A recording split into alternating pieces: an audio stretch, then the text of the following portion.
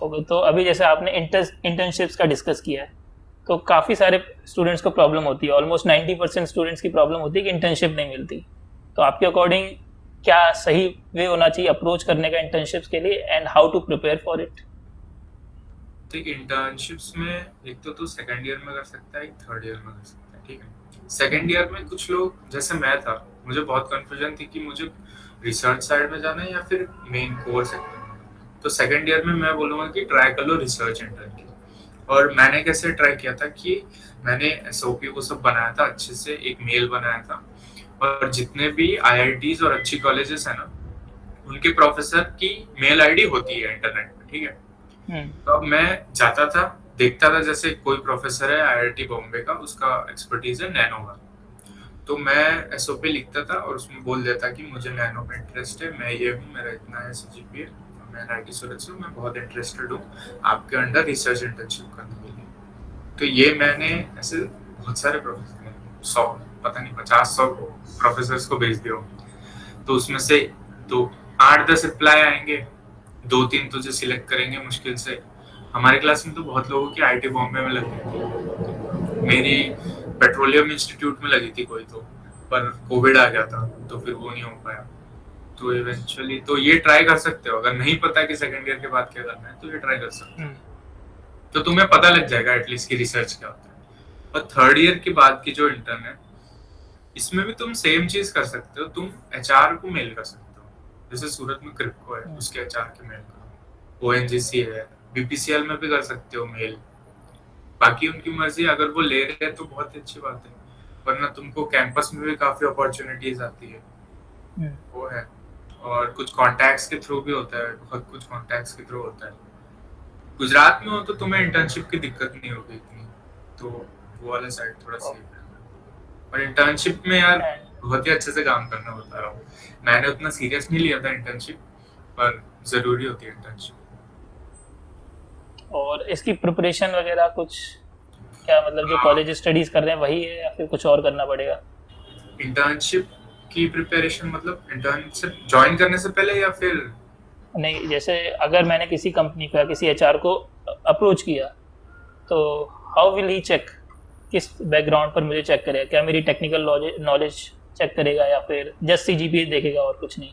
नहीं, सीजीपीए तू कुछ लिख सकता है अपने अचीवमेंट्स प्रोफाइल, तेरे कॉलेज से भी बहुत कुछ जज करेंगे कि एनआईटी सूरत है ऐसे, तो नाम तो है, तो वैकेंसीज होगी तो वो बुलाएंगे यार तुझे। और अगर समझ बहुत सारे लोगों ने अप्लाई किया है, 100 लोगों ने किया है, तो वहाँ पे वो कंपेयर कर सकता है तेरे से, कोई कुछ क्रॉस चेकिंग नहीं होगी, किस्मत अच्छी है तो तुझे मिल जाएगा। तो एक और क्वेश्चन आता है कि जब हम इंटरव्यूज दे रहे होते हैं तो एक लैंग्वेज का इशू हमेशा रहता है कि कभी इंग्लिश इतनी प्रोफिशिएंट नहीं रहती कभी भी। तो क्या कैंपस इंटरव्यूज में इंग्लिश मैंडेटरी होती है, और या फिर हिंदी का भी यूज़ कर सकते हैं? और अगर मैंडेटरी होती है तो हम अपनी इंग्लिश कम्युनिकेशन स्किल्स को कैसे बेटर करें?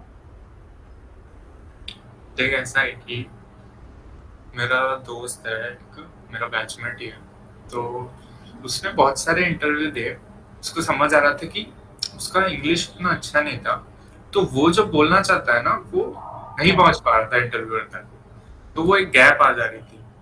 तो अब उसने जब बीपीसीएल का इंटरव्यू दिया ना, तब वो, बहुत रिस्क काम है ये, मतलब बहुत रिस्क है, लेकिन उसने ले लिया। जो मेन इंटरव्यू था मुंबई वाला, तो उसने जाके बोल दिया कि सर ऐसा है कि इंग्लिश प्रोफिशिएंसी थोड़ी ऊपर नीचे है, मैं थोड़ा या तो ऐसा स्विच करूंगा हिंदी इंग्लिश, या फिर तो वो ठीक है। तो हम्म। लकीली वो इंटरव्यूअर अच्छा निकला, और उसने बोला कि कोई दिक्कत नहीं है, आपको जैसे देना है ना वैसे इंटरव्यू दे सकते हो। और यहाँ पे एक और वो पॉइंट आ जाता है कि उसको, इंटरव्यूअर को ऑनेस्टी दिखी उसमें, कि ये बहुत ही ऑनेस्ट बंदा है। हम्म। मैं ये नहीं, मैं रिकमेंड किसी को नहीं कर रहा हूँ कि ये करो, पर कभी कभी कोई कोई लकीली ऐसा हो जाता है कि कुछ लोग समझ जाते हैं कि हाँ यार कोई नहीं, इंग्लिश नहीं आता तो क्या हुआ, इसकी शायद टेक्निकल नॉलेज अच्छी होगी, वो सिलेक्ट हो गए बीपीसी। ओ, तो नाइस। ऐसा है। तो इंग्लिश का मैं बोलूंगा ना कि बहुत ही ज्यादा जरूरी है। अब मैं ऐसा नहीं बोल रहा कि तुझे हर सेंटेंस इंग्लिश में ही बोलना है, लेकिन बेसिक रख, तू बस इतना रख कि तू जो बोलना चाहता है ना वो बोल पा रहा है सामने, और उनको समझ आ रहा हम्म। है। बाकी तू थोड़ा अटकेगा, थोड़ा घबराएगा, उसमें कोई दिक्कत नहीं, उतना कोई वो नहीं होता।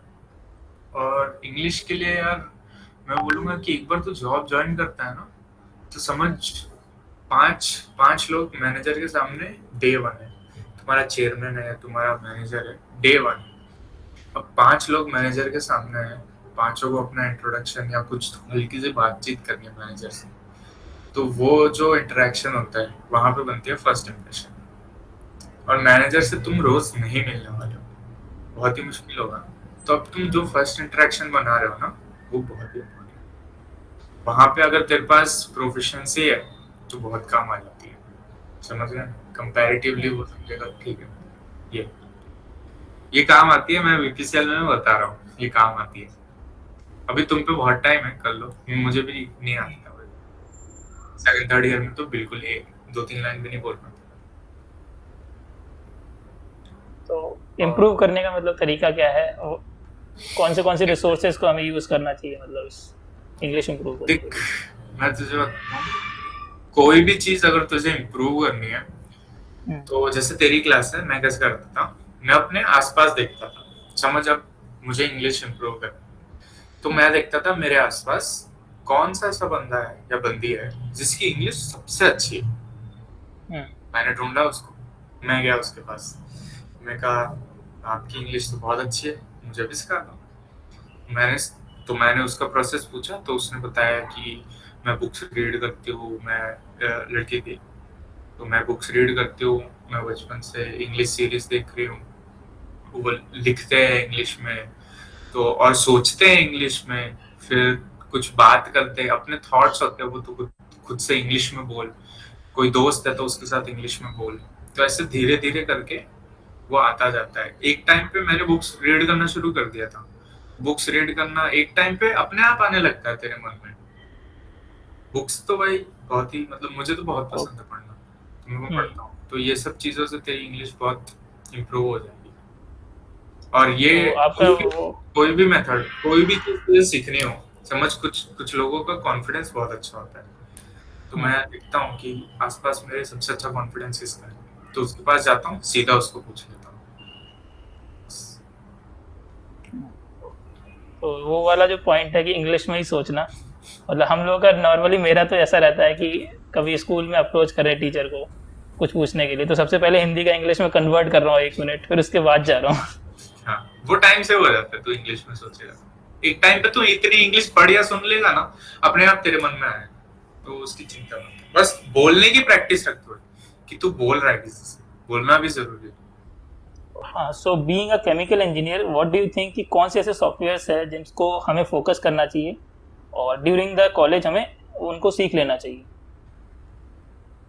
देख, सॉफ्टवेयर्स में मैंने सबसे पहले सीखा था DWSM, सुना है तूने? DWSM सिमुलेटर है, प्रोसेस सिमुलेटर है, सबसे बेसिक वही है, उसके बाद आता है एस्पेन प्लस हाइसिस, एनालिसिस। ठीक है, तो मैंने वो सीख लिया, बहुत ही, उसकी फॉसी की वेबसाइट होगी, वहां पे ट्यूटोरियल्स होंगे फॉसी के, DWSM स्पोकन ट्यूटोरियल्स, मैं तेरे को लिंक भेज दूंगा, तो वो कुछ 15-20 ट्यूटोरियल्स होंगे, उससे तू ऑलमोस्ट सीख जाएगा, तो वो सीख सकता है तू।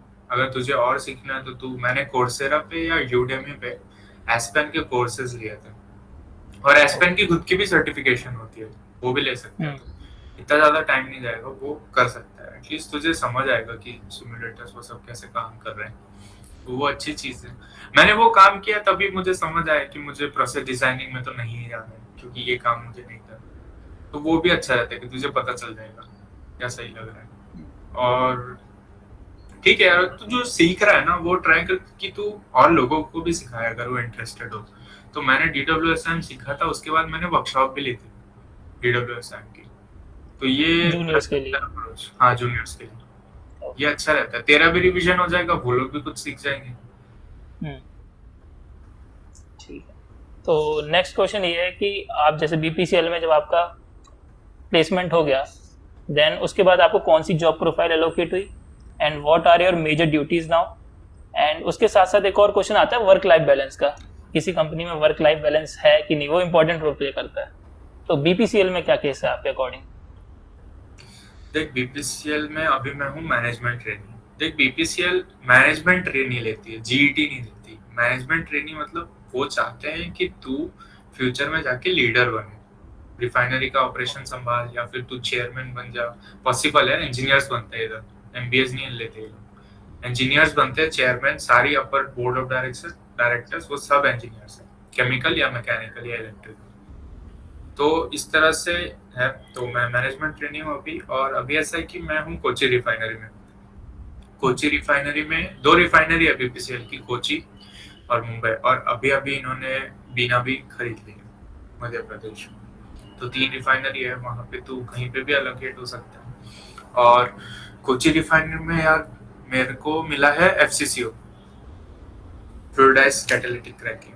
तो वो तो हार्ट ऑफ रिफाइनरी है, वहां पे मिला, अच्छी जॉब रोल है।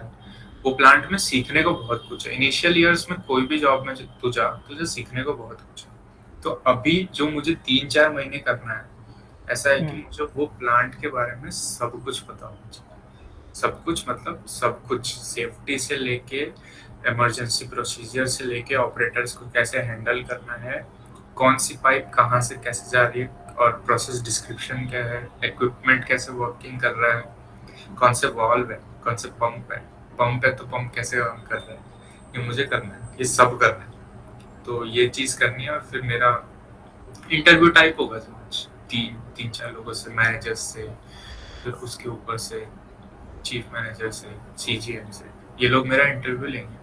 और फिर मुझे, अगर मैंने इंटरव्यू अच्छा किया और मुझे सफिशिएंट नॉलेज है, तो फिर मैं बनूंगा पैनल इंचार्ज। पैनल इंचार्ज ऐसा होता है कि कोई भी पैनल है, कंप्यूटर्स है, वहाँ पे प्रोसेस चल रही होगी, तो मैं कंप्यूटर से ही सब कुछ कर सकता हूँ कंट्रोल, सारे वॉल्व, सारे टेम्परेचर, प्रेशर, सब कुछ मैं कर सकता हूँ। और फील्ड पे है ना, मैं होता हूँ कंट्रोल रूम में, फील्ड अलग चीज़ है। फील्ड में होते हैं ऑपरेटर्स।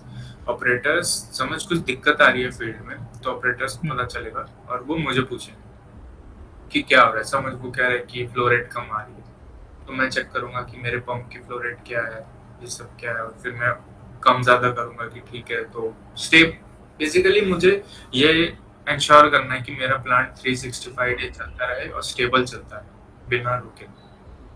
तो ये सब है। अभी तक मुझे इतना पता चला है, मुझे 2 वीक ही हुए ना ज्वाइन, तो इतना पता चला है। एंड वर्क लाइफ बैलेंस के बारे में आप क्या कहेंगे? हाँ, वर्क लाइफ देख ऐसा है कि तू कोई भी केमिकल इंजीनियरिंग में जाएगा ना इंडस्ट्री में, तो तुझे शिफ्ट में काम करना पड़ भी सकता है और नहीं भी। बीपीसीएल में तो है कि मुझे शिफ्ट में काम करना है, वो कंपलसरी। तो इनिशियल 8-10 साल तो मैं शिफ्ट में काम करूँगा, और शिफ्ट में 8 घंटे की ड्यूटी होती है भाई। 8 घंटे के बाद तू फ्री है, तुझे जो करना है तू कर, बस ऐसा ही सीन है। अभी और हो सकता है कि कभी कभी मैन पावर की शॉर्टेज हो जाए, तो फिर तुझे थोड़ा ज्यादा भी करना पड़ सकता है जब तक कोई और नहीं आ जाता। तो ये है, छुट्टी तो मिल जाएगी यार। जैसे तू अपने दोस्त को कह सकता है कि मेरे लिए थोड़ा ये एक्स्ट्रा काम, जो तेरे पैनल में तेरे साथ है, कह सकते हैं कि आप थोड़ा एक्स्ट्रा कर लो मुझे काम, तो फिर फ्लेक्सिबिलिटी होती है। तो अब जब प्लेसमेंट का टाइम आता है तो सबसे मेन मोटिवेशनल थिंग होती है मनी। तो एक स्टूडेंट का ये भी क्वेश्चन आया था कि बीपीसीएल में अलाउंसेस क्या हैं, पर्क्स क्या हैं, और इन हैंड सैलरी कितनी मिलती है? देखिए यार, पैसे का ऐसा था ना, पैसे शुरू में पता है नॉन कोर कंपनीज आ जाती है कोर से पहले। तो पहली शायद जीएस आई थी, जीएस या कोई, और वो दे रही थी 12-13 लाख। तब तब मुझे बहुत ही ज्यादा सोचना पड़ा था कि ये दे रही है 12-13 लाख, और कोर कंपनीज तब के टाइम तो पता नहीं था हमें कि पीएसयू वैसे आने वाली है, वरना तो मैक्सिमम 6-8 मिलता है, और बीएसएफ आ गए तो 10 मिल जाएगा। तो 12 तो भाई बिल्कुल चांस ही नहीं था। तो बहुत ही वो क्राइसिस आ गया था कि अरे यार अब क्या करें। नॉन कोर कोर सोच के तो बैठा था कोर करूंगा, पर पैसे तो नॉन कोर में। तो तब जाके सोचा था कि ठीक है, नॉन कोर पैसा भले ज्यादा दे रही है, पर इंटरेस्ट तो अपना कोर में, तो कोर ट्राई करना चाहिए। तो वो सब नॉन कोर आएगी, जिसको इंटरेस्ट है वो जाओ, ठीक है, पर पैसे देख के कोई मत चले जाना नॉन कोर, क्योंकि फिर तुम लॉन्ग टर्म में अच्छा नहीं रहेगा तुम्हारे लिए।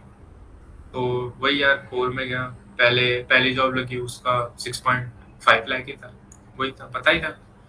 फिर ठीक है, बीपीसीएल आ गई, ड्रीम कंपनी है, तो उसमें वो हो गया।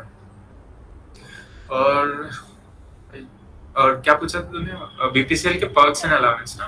Perks and allowance. पैसा बहुत है यार बीपीसीएल में, दिक्कत नहीं है पैसों की दिक्कत नहीं आएगी बीपीसीएल में। और लाइक तुम बहुत ही ज्यादा ऐसा इमेजिन मत करना कि 18 लाख मतलब कि 1.5 लाख तेरे हाथ में आ रहा है, वो ऐसा कुछ नहीं होना, कोई कंपनी में नहीं होना।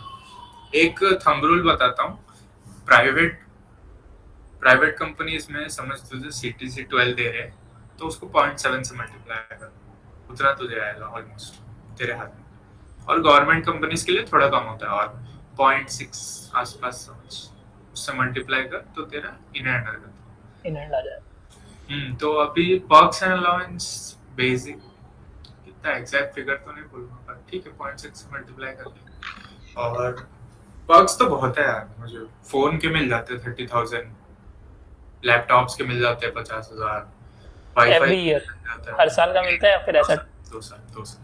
2 या 3 साल तुझे वाईफाई का मिल जाता है हर साल 24,000, ग्लासेस के मिल जाते हैं 20,000, ऐसे बहुत सारे यार। पेट्रोल मिल जाता है 1-2 लीटर दिन का, और तुझे लोन्स बहुत सस्ते मिल जाएंगे।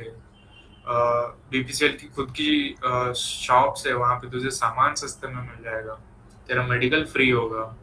अगर तेरे पेरेंट्स की सैलरी कंबाइंड 25,000 से कम है पर मंथ तो उनका मेडिकल फ्री हो जाएगा, तो पैसे की चिंता नहीं है। हाँ, तो एक सिनेरियो लेते हैं सर कि एक स्टूडेंट है, उसको पता है कि मुझे तो एक डिसेंट प्लेसमेंट चाहिए, मुझे कोई बड़ी कंपनी नहीं छोड़नी, मुझे कोई हाईएस्ट प्लेसमेंट नहीं चाहिए।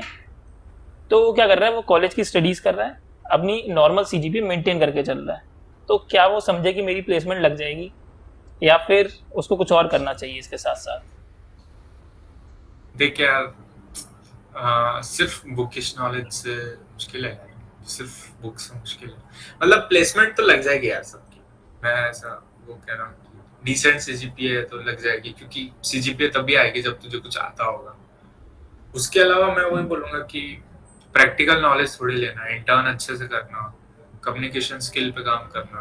और तुम एक्स्ट्रा करिकुलर एक्टिविटीज कंपलसरी कहीं नहीं होती, पर तू करेगा ना तो उससे तेरा पर्सनालिटी डेवलपमेंट होगा, और भी बहुत सारे एस्पेक्ट्स तू खुद में इम्प्रूव करेगा।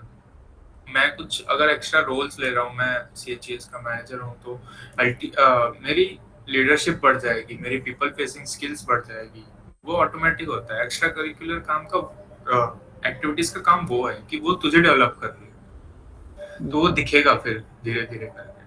तुम ठीक है कर सकते हो, तुम्हें डिसेंट प्लेसमेंट चाहिए तो तुम कुछ सिर्फ वो बनाते चलो, हो जाते लोगों के प्लेसमेंट, कोई दिक्कत नहीं है भाई, पर श्योर नहीं है ना कुछ, इससे अच्छा कर ले कुछ तो फिर अच्छा रहेगा। सेफर साइड पे रहना हमेशा अच्छा है।